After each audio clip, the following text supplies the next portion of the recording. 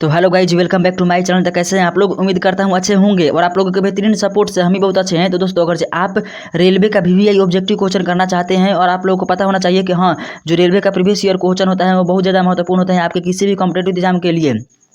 तो हम लोग आज करने वाले हैं रेलवे के प्रीवियस ईयर क्वेश्चन जो भुवनेश्वर में पूछा गया था 2001 में। हम लोग का डे कौन सा है? तो 35 है, यानी कि 35 से पहले आप लोग नहीं देखे होंगे तो जाकर के देख लीजिएगा, इसका प्लेलिस्ट बन गया है। तो चलिए बिना टाइम को वेस्ट किए हुए पहला क्वेश्चन देखते हैं। तो दोस्तों, हम इसमें कॉन्टैक्ट नंबर भी देने वाले हैं, तो आप लोग वीडियो कौन तक देखिएगा, मैं कहीं भी दे सकता हूँ अपना कॉन्टैक्ट नंबर, आप लोग डायरेक्ट उनसे बात कर सकते हैं। पहला क्वेश्चन में कि भारत में योजना आयोग की स्थापना कब की गई थी? तो भारत में योजना आयोग की स्थापना कब की गई थी? 15 मार्च 1950 ईस्वी को की गई थी।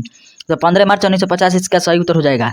2 नंबर क्वेश्चन में देखते हैं कि भारत की राजधानी दिल्ली से पहले कहाँ थी? तो भारत की राजधानी दिल्ली से पहले कोलकाता थी, और कोलकाता से दिल्ली कब राजधानी बनी? तो इसका सही उत्तर हो जाएगा। जैसे कि उस तरह से क्वेश्चन घुमा कर पूछेगा तो 1911 में, मतलब कि इसकी बातचीत चल रही थी और 1912 में पूर्ण रूप से कोलकाता से बदल करके दिल्ली कर दिया गया।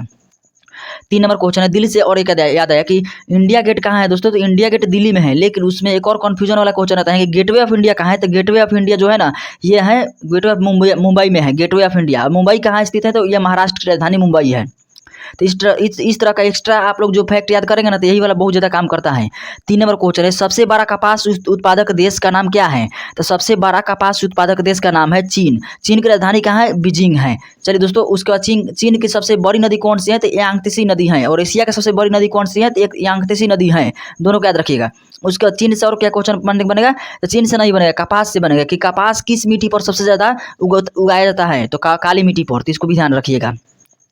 चलिए आगे देखते हैं 4 नंबर क्वेश्चन। तो जो एक्स्ट्रा फैक्ट मैं बता रहा हूँ ना, वही वाला बहुत ज़्यादा इंपॉर्टेंट है, क्वेश्चन से भी ज़्यादा। 4 नंबर क्वेश्चन है कि एंजाइम मूल रूप से क्या होता है? तो एंजाइम मूल रूप से क्या होता है दोस्तों? तो इसका सही उत्तर हो जाएगा प्रोटीन होता है। एंजाइम मूल रूप से प्रोटीन होता है। प्रोटीन और विटामिन में क्या अंतर होता है आप लोगों को नहीं पता होगा, तो मैं बता दे रहा हूँ। प्रोटीन और विटामिन में ये अंतर होता है ना कि प्रोटीन जो होता है ना, हमारे शरीर के विकास करता है। शरीर के विकास का मतलब कि आपका अभी पैर छोटा सा है, तो आप लोग खाना खाएंगे तो उसके बाद जो शरीर पैर बड़ा होगा ना, तो ये प्रोटीन के चलते हुआ। लेकिन आप विटामिन में क्या अंतर है? तो विटामिन जो होता है ना, हमारे शरीर में कोई सा भी रोग होता है तो रोग से लड़ने के लिए हमारे शरीर में विटामिन का रहना आवश्यक है। तो दोनों में आप लोग अंतर समझ लिए होंगे। विटामिन जो होता है वो हमारे शरीर में रोग प्रतिरोधक क्षमता है, और प्रोटीन हमारे शरीर के विकास के लिए है।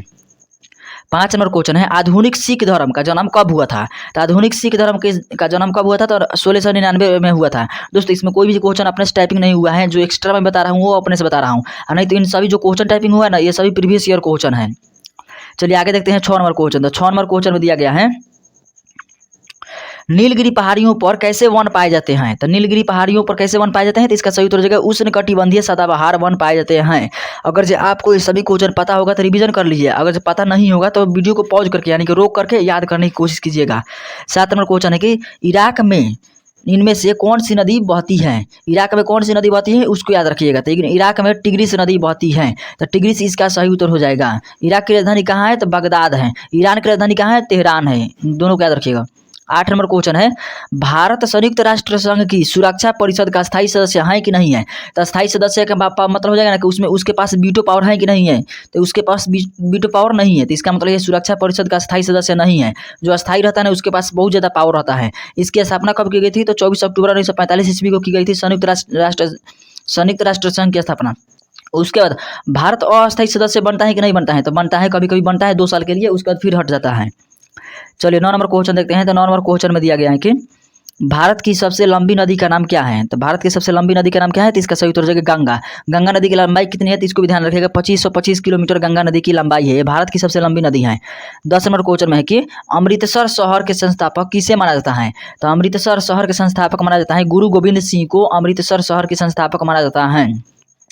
और अमृतसर शहर जो है कहाँ पर स्थित है? तो यह पंजाब में स्थित है। पंजाब में ही जलियांवाला बाग हत्याकांड हुआ था। जलियांवाला बाग हत्याकांड हुआ था, उसमें किसने गोली चलाने का ऑर्डर दिया था? तो जनरल डायर ने दिया था। यह हत्या जो है कहाँ पर हुआ था? तो पंजाब में हुआ था। और पंजाब में जैसे कि वहाँ पर हुआ था, तो कब हुआ था? तो 1919 ईस्वी में हुआ था, जब जलियांवाला बाग में हत्याकांड में गोली चलाने का ऑर्डर जनरल डायर ने दिया था। तो जनरल डायर को गुस्सा के चलते फिर कौन गोली मारा? तो उसको मारा उधम सिंह ने। कब मारा? तो 1940 ईस्वी में। चलिए दोस्तों, ये वाला आपको समझ में आ गया होगा। चलिए अगला क्वेश्चन है 2 बार एवरेस्ट पर चढ़ने वाली भारतीय महिला का नाम क्या है? तो इसका सही उत्तर हो जाएगा संतोष यादव। संतोष यादव जो थी भारत की थी और 2 बार एवरेस्ट पर चढ़ने वाली है।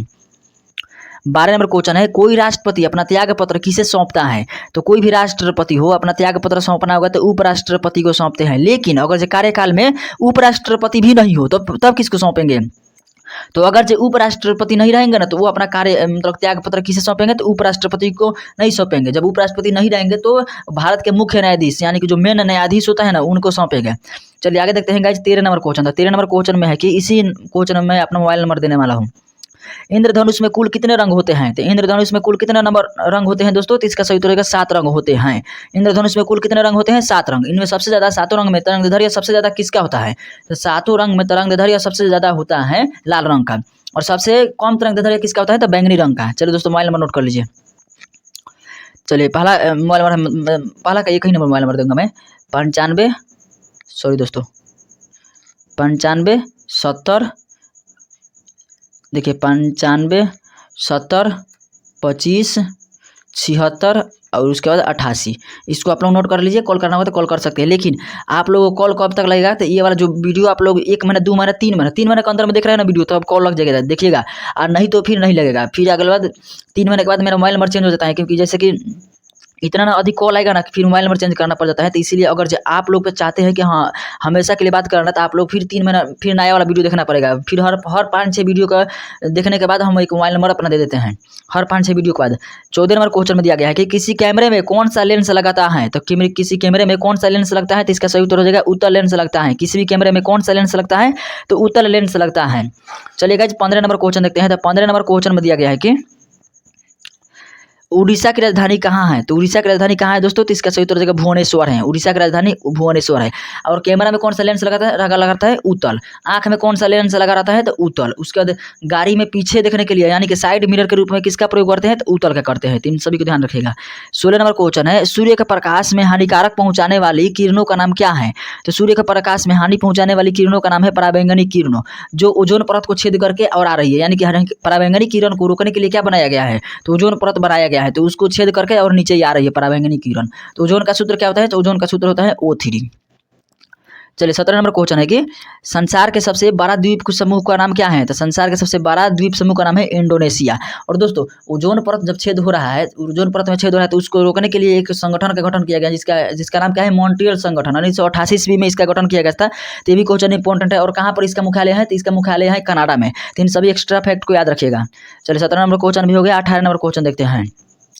18 नंबर क्वेश्चन में एशिया का सबसे बड़ा मेला का नाम क्या है? तो एशिया का सबसे बड़ा मेला का नाम है सोनपुर का मेला। तो इसका सही उत्तर क्या हो जाएगा गाइस? तो सोनपुर का मेला सही उत्तर हो जाएगा।